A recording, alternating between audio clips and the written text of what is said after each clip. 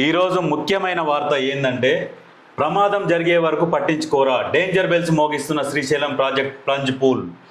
అంటే ఏం జరిగింది? శ్రీశైలం ప్రాజెక్ట్ పంచ్ పూల్ ప్రాంతంలో ఏర్పడిన గొయ్యి డేంజర్ బెల్స్ మోగిస్తుంది. దీనిపై నీటిపారుదల నిపుణులు ఆందోళన వ్యక్తం చేస్తున్నారు. 2009 నాటి భారీ వరదల సమయంలో ఏర్పడిన గొయ్యి పరిణామం పెద్దగా ఉందని, దాని ప్రభావం డ్యాంపై పడక ముందుకే మరమ్మతులు చేపట్టాలని స్పష్టం చేస్తున్నారు. శ్రీశైలం ప్రాజెక్టుకు పంచ్పూల్ ప్రాంతంలో గొయ్యి ఏర్పడింది. 2009లో భారీ వరదలకు శ్రీశైలం ప్రాజెక్టు కొంతకు కుదుపుకు లోనైంది. అప్పుడు ఎన్నడూ లేనంతగా 24 లక్షల క్యూసెక్లకు పైగా వరద ప్రవాహం నమోదైంది. శ్రీశైలం ఆనకట్టకు దిగువన ప్లంజ్ పూల్ ఉంటుంది. శ్రీశైలం ఆనకట్ట పునాదేమో 380 అడుగులు ఉంటుంది. ప్రస్తుతం ఏర్పడిన గొయ్యి ఏంటంటే 128 మీటర్ల వరకు ఉందని అంటున్నారు. 128 మీటర్లు అంటే దగ్గర 120 మీటర్లు అంటే దగ్గర ఈ పునాది 380 అడుగుల కంటే పైననే ఉంటుంది. అంటే ఎంత ప్రమాదం అనేది చూడండి. ఈ గుంత డ్యాం పునాదు లోతును మించిపోయిందని, ఈ డ్యాం భద్రతకు ప్రమాదకరమనే అభిప్రాయాలు వ్యక్తమవుతున్నాయి. ఈ గుంత డ్యాం పునాదుల వరకు విస్తరించి రాతి ఫలకాల మధ్య పెలుసులతో ఉన్న జాయింట్లు షీర్జోన్ అంటారు, షీర్జోన్ ప్రభావితం చేసే ప్రమాదం ఉందని నిపుణులు చెబుతున్నారు. తక్షణ మరమ్మతులు చేపట్టకపోతే ఊహించని ప్రమాదం జరిగే అవకాశం ఉందని హెచ్చరిస్తున్నారు. నిజంగా తక్షణ మరమ్మతులు చేపట్టకపోతే ప్రమాదం ఉన్నట్టే. ఇప్పుడు ఎన్డీఎస్సీ అలర్ట్ ఏంది? గేట్ల ద్వారా విడుదలయ్యే నీటి ప్రభావంతో ఈ గొయ్యి ఏర్పడింది. దానిని తక్షణమే పూడ్చాల్సిన అవసరం ఉందని జాతీయ ఆనకట్టల భద్రతా పర్యవేక్షణ సంస్థ ఎన్డీఎస్ఏ స్పష్టం చేసింది. శ్రీశైలం ప్రాజెక్టుకు ప్లంజ్ పూల్లో ఏర్పడిన గొయ్యికి మే నెలలోపు రిపేర్లు చేయాలని నేషనల్ డ్యామ్ సేఫ్టీ అథారిటీ అదే ఎన్డీఎస్ఏ ఆంధ్రప్రదేశ్ ప్రభుత్వాన్ని ఆదేశించింది.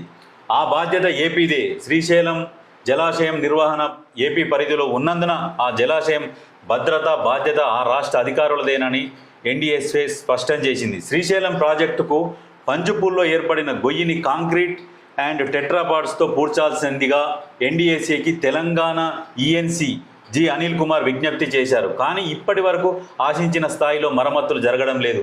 దీనిపై నీటిపారుదల నిపుణులు ఆందోళన వ్యక్తం చేస్తున్నారు. వాస్తవానికి శ్రీశైలం ప్రాజెక్ట్ అనేది చాలా పెద్ద ప్రాజెక్టు. ఈ పంచ్పూల్ ఎక్కడ ఏర్పడ్డదంటే, ఇప్పుడు శ్రీశైలం మనం గేట్లు తీసినప్పుడు ఈ గేట్ల ఆ ప్రెజర్కు ఏర్పడినదే ఆ గుంట.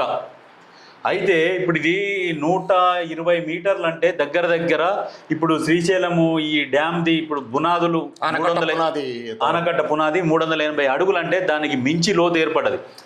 ఈ మే నెలల వరకు పూర్తి చేయకపోతే వచ్చేది వర్షాకాలమే. వర్షాకాలంలో కనుక సేమ్ 2009 లాగా వరదలు వచ్చి అప్పుడు గేట్లు తీస్తే ఆ ప్రెజర్కు డ్యామ్ కనుక ఏమైనా జరగరాని ప్రమాదం జరిగితే ఇక్కడ నుంచి ఈ డ్యామ్ ప్రమాదం పోయి నాగార్జున సాగర్ డ్యామ్ మీద పడుతుంది. దానికి కూడా ప్రమాదం జరిగే అవకాశం ఉంది. ఈ వరద ఏకదాటిగా స్పీడ్గా పోతే మళ్ళీ విజయవాడ కృష్ణ బ్యారేజ్ మీద పడితే లాస్ట్కి ఏమవుతుంది? కృష్ణానది వాటర్ ఏం లేకుండా వెళ్ళిపోతాయి. ఎవరికి నష్టం జరుగుతుంది అంటే, ఈ తొందరపడి ఇది చేయకపోతే ఇదంతా ఏ ప్రభుత్వం ఏ అధికారులకు ఏం కాదు, తెలంగాణ ప్రజల సొమ్ము, తెలంగాణ ప్రజలు నష్టపోతారు. కాబట్టి దీని మీద తొందరగా చర్య తీసుకోవాలి. ఆల్రెడీ ఎన్డీఎఫ్ఏ నేషనల్ డ్యామ్ సేఫ్టీ అధికారులు ఏం చేసిరు? ఆంధ్రప్రదేశ్ ప్రభుత్వాన్ని హెచ్చరించారు. ఇంతకుముందు ఏం చేశారంటే, ఇది మీ పరిధిలో ఉంది, ఇది మీ పరిధిలో ఉందని ఇద్దరు అనుకోవడమే సరిపోయింది, కానీ ఎవరు కూడా దాన్ని పట్టించుకోలే. ఇప్పటికైనా ఈ వార్త ఖచ్చితంగా ఆంధ్రప్రదేశ్ వాళ్ళు చూసి, అక్కడ ప్రభుత్వం చూసి ఖచ్చితంగా దాన్ని మరమ్మతులు చేస్తే బాగుంటుంది. ప్రమాదం జరగక ముందుకే దాన్ని అరికడితే చాలా సంతోషం, ప్రజలు కూడా సంతోషంగా ఉంటారు. ఇంకొకటి సజ్జన్, 214 టీఎంసీల కెపాసిటీతో కృష్ణానదిపై నిర్మించబడ్డ ఈ శ్రీశైలం ప్రాజెక్టుకు ఇరువైపులా, కుడివైపు ఎడమవైపు, కుడివైపు దాదాపు 700 మెగావాట్లతో ఒకటి విద్యుత్ ప్రాజెక్టు ఉన్నది. మళ్ళీ లెఫ్ట్ సైడు ఇంకొకటి 900 మెగావాట్లతో విద్యుత్ ప్రాజెక్టు ఉన్నది. రెండు రాష్ట్రాల ప్రభుత్వాలు ఒక నిర్ణయం తీసుకోవాల్సిన అవసరం ఉన్నది. ఖచ్చితంగా ఈ ప్లంజ్పూల్ పూడ్చి ఈ ప్రాజెక్టుకు ఎలాంటి ఇబ్బంది లేకుండా. మళ్ళీ ఇంకొక విషయం ఏమిటంటే, ఇది మన తాగునీరుకు ముఖ్య ఆధారం. ఇది తాగునీటికు ప్లస్ వ్యవసాయానికి తాగునీరు రెండు. అవును. దీని భద్రతకి ఏమైనా ప్రమాదం అయితే కృష్ణా పరివాహక ప్రాంతాలు చాలా వరకు నష్టపోయే అవకాశం, ప్రాణ నష్టం కూడా జరిగే అవకాశం. కాబట్టి ఖచ్చితంగా